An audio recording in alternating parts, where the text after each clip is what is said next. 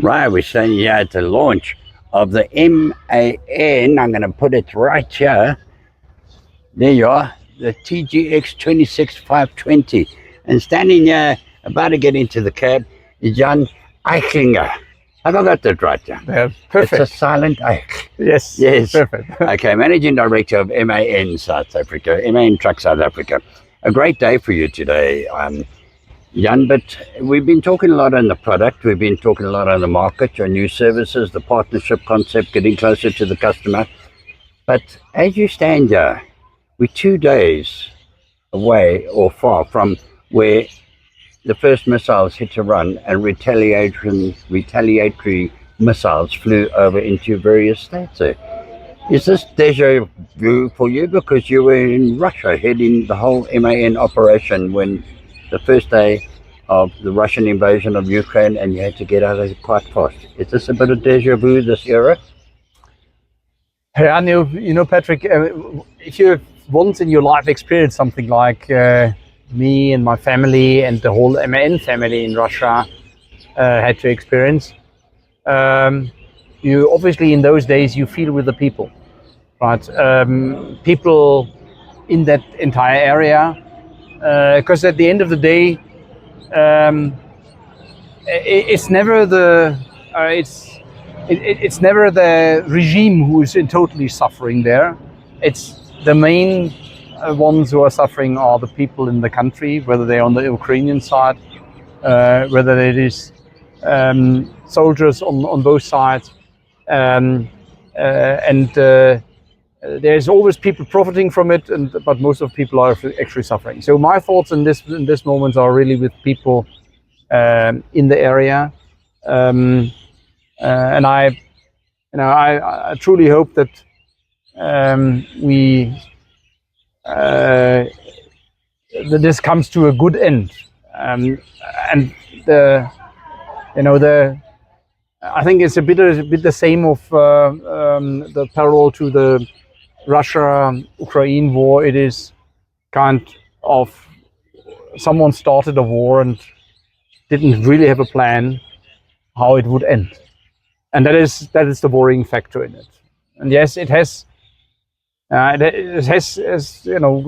us as a family also has really was a weekend with some memories, and it's not the best memories you have in that. Yeah, and for those of you who don't know, Jan was there to pack up the family very quickly, pack the suitcases and get the family out very fast because, again, the uncertainty of what was going to happen. Absolutely. You lived through that. And the ramifications of this, just lingering on the Middle East crisis at the moment, is that Iran announced on Saturday, as early as Saturday, that the Strait of Hormuz would be closed. It is closed, as we said, 20% of the world's oil goes through there. We're looking at already the oil price has gone up. Some are talking about it reaching up to $90 to $100 a barrel. It's something like 20.3 million barrels a day go through that strait, right. And it's closed.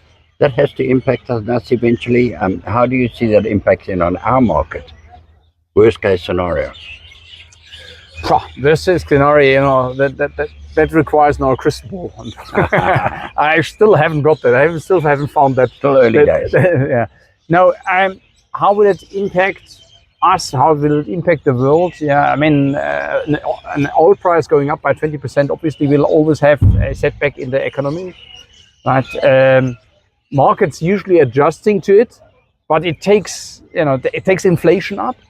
And it takes inflation up, especially in South Africa. It's again, it's going to hit those who can afford the least, right? If the prices for transport, if the prices for fuel are going up, then it's going to hit those who can afford the least. And I think South Africa has just reached a very good level of inflation. Inflation came down 3.6% last year, which was low, and that also stabilized. Or that had a stabilizing factor on the overall economy. If the fuel price is going up now again, that will have an impact, definitely. I don't think it will have a kind of a crash factor, kind of totally everything going out of line. I don't think that's going to happen as long as things staying as they are. But yes, it will have a factor, as I said, on inflation. Here is also on economic growth for 2026, and that in return will always have also an impact on us as an industry.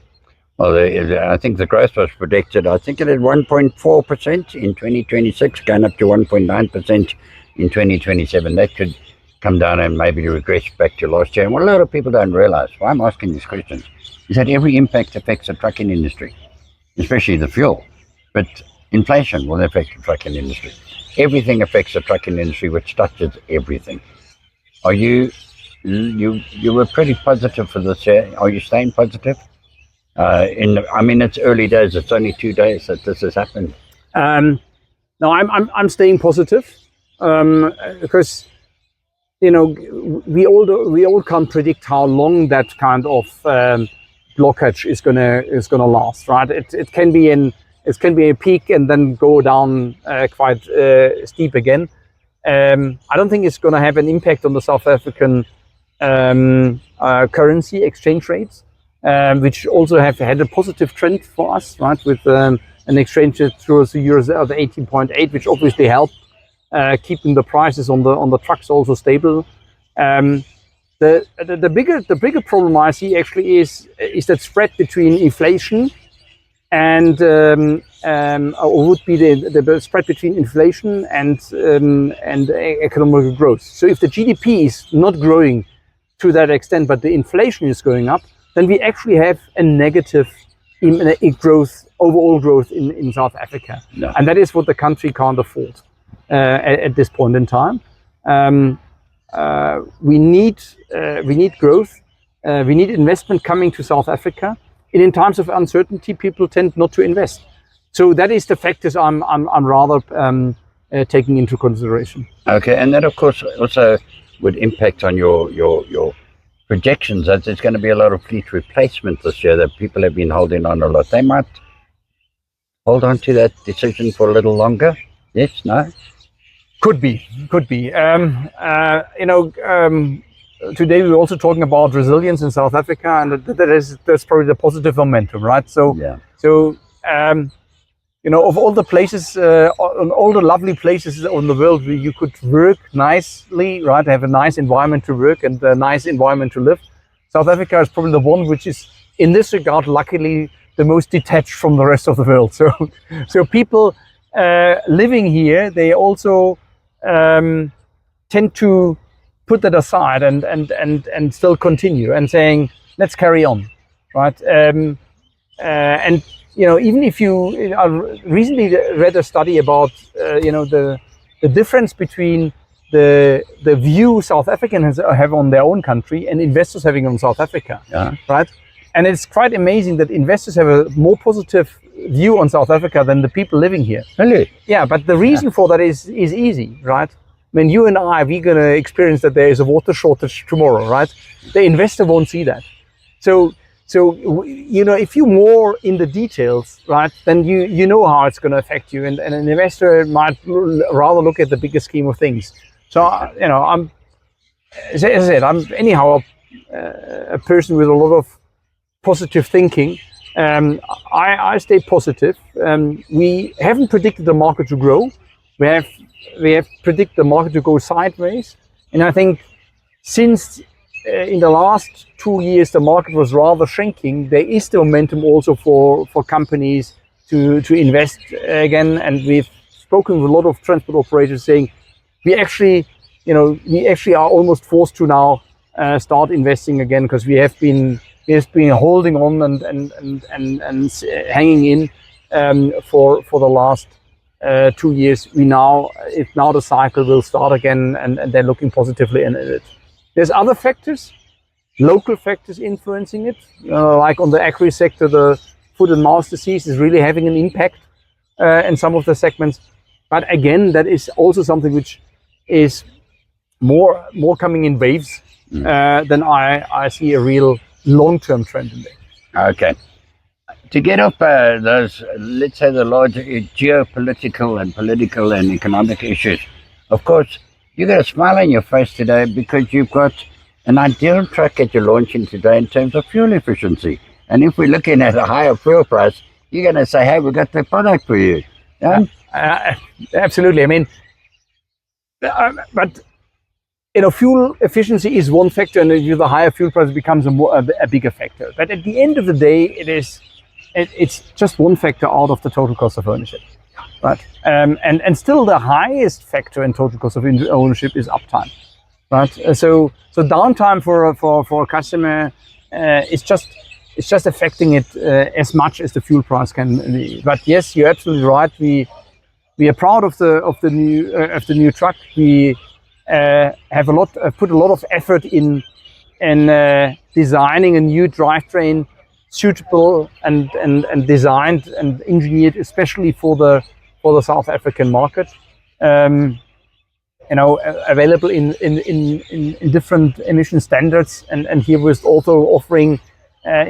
Some companies have international holding companies who are asking for higher emission standards, and we have it available. Others are saying, "Oh, I'm just interested that we're meeting the South African norms, and we can do that." But in both cases, we really have worked a lot on the technical details, which probably my colleagues have explained to you already to death. So I don't want to go into that. Okay, right. Last one is that what I also picked up today is that you just put in a greater focus on the customer as a partner in the business, rather than just a customer who's buying a product. And in there, that's the slogan for today, MAN360. You're building a whole lot of services around 360-degree holistic look at the customer, from helping him with quicker uptime if he's stuck on the side of the road, but MANs don't stick on the side of the road either. And and just all-round services from a financial, your workshop footprint increasing, and all those different services, John. It's a good, encouraging look for the MAN customer, because MAN has been a little bit quiet over the past couple of years. Yeah, I hope we haven't been too quiet. No, not too quiet. But yes, we have worked hard in the background, right? And it's like with the launch of a new vehicle, you can't be talking a year ahead, because then you're taking the wow effect away. But yes, you're absolutely right. We're looking at a very holistic picture, and I think it comes down to probably one of our latest additions to our product portfolio, which is surprisingly something which is probably not at first glance coming to everyone's mind. It's a used parts portfolio. So, there's two elements to it why we're doing that. The one is we pride ourselves on ability. So if you're using used parts, right, we're reusing what is available in the value chain. And the second is, if we partner with a customer, then we're not partnering only with the first customer, we also partner with the second and third customer of the truck. So that these trucks are having 2-3 lives in South Africa and outside Africa.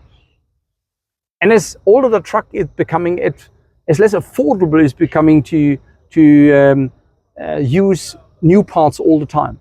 But we want our customers not to buy parts which are not safe any longer. So what we're doing, and what we started doing, is we are disassembling high quality used trucks out of the process where we take the trucks back. So we know what the trucks have been. They've been well maintained. They've been a repair maintenance contract. We're disassembling those trucks and selling those used parts into the market with a 3 months warranty on it, so that there is an added value to it.